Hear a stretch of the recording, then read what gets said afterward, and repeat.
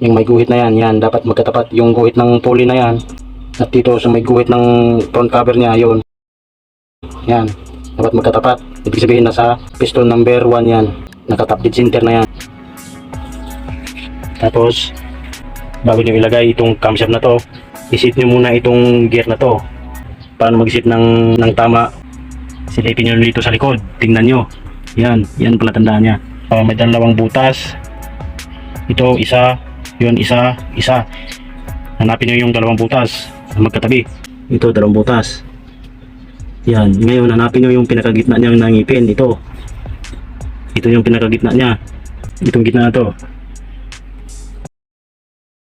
Yan, yung kabila niyan, yung sa likod niyan, ito,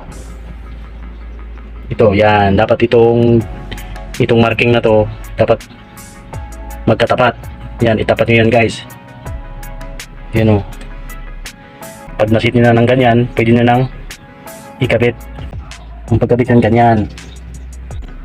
Yan, nakikita nyo to guys. Yan, yung tulok na yan. Yan, yung tulok na yan, nakatapat din dito sa cylinder head niya. Ito, sa edge ng cylinder head. Okay, sisimbulin na natin.